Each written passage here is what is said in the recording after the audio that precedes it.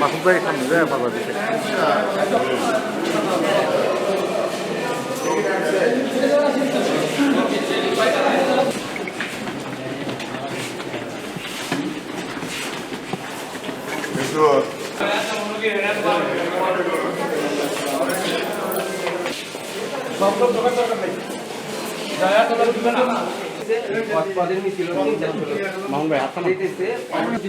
আমাদের লাঠি দিয়ে দেন এই এমন এক পর্যায়ে মানে আমাদের মানে কোনো দোষ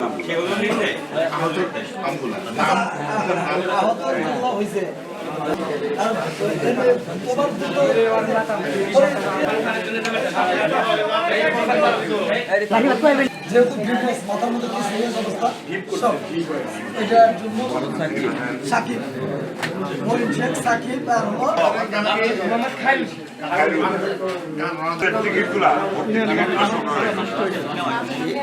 ভালো বলতে পারবে কি অবস্থা ডাক্তাররা ভালো বলতে পারবে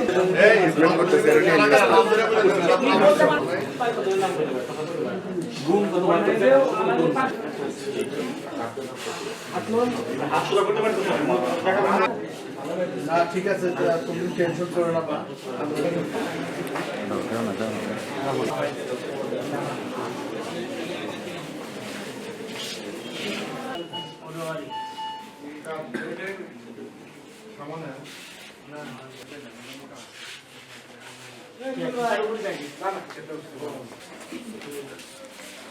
ঠিক আছে তোমার বাবা রিয়া দেখছে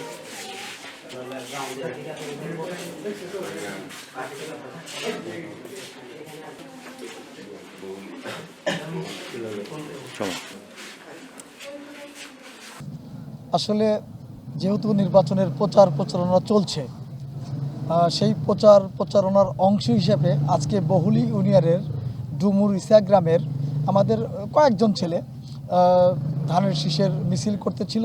ওই সময় অতর্কিতভাবে ওই আমাদের ছেলেদের যারা আহত হয়েছে তাদের ভাষ্যমতে যে অতর্কিতভাবে প্রায় 300-400 জামাত কর্মী লিল্লাহি তকবীর স্লোগান দিয়ে তাদের উপরে আক্রমণ করে এবং 5-6 জন ছেলেকে বেদর প্রহার করে এবং তাদের হাতে বিশেষ করে রড এবং স্টিলের পাইপ এগুলি নাকি ছিল এবং আমাদের এখানে একজন ছেলে বলল যে তাদের হয়তো দেশীয় অস্ত্রের বাইরে বিদেশি অস্ত্রও ছিল, সেই ছেলেটা অভিযোগ করেছে, যদি আমি দেখি নাই। তো যাই হোক, এমনভাবে তারা আহত করেছে, সদর হসপিটালে ভর্তি আছে। 2 জনের অবস্থা দেখলাম অত্যন্ত গুরুতর। তাদের ডাক্তার আমাকে বলেছে সম্ভবত তাদেরকে রেফার করতে হবে ঢাকা অথবা অন্য কোথাও, তাদেরকে রেফার করতে হবে। তো আসলে ওরা খুব পরিকল্পিতভাবে এই প্রচারণার বিঘ্ন সৃষ্টি করছে এবং যাতে নির্বাচনের পরিবেশ নষ্ট হয়। ওনারা হয়তো বুঝতে পেরেছে যে তাদের পক্ষে সম্ভবত পরিবেশ না, সেই জন্য বিশৃঙ্খলা সৃষ্টি করার মধ্য দিয়ে একটি অস্বস্তিকর পরিবেশ সৃষ্টি করবে, পানি ঘোলা করবে, নির্বাচন যাতে ব্যাহত হয়। এটা আমরা আগের থেকেই শুনছি যে ওনারা এই দেশকে একটি অকার্যকর রাষ্ট্রে পরিণত করতে চায়। আজকের যে ঘটনা ঘটেছে, যেহেতু আমাদের 2 জন ছাত্র একদম গুরুতর আহত, তাদেরকে ঢাকায় পাঠানো হবে। মামলাটা তো অবশ্যই করব, আমরা আইনের প্রতি শ্রদ্ধাশীল।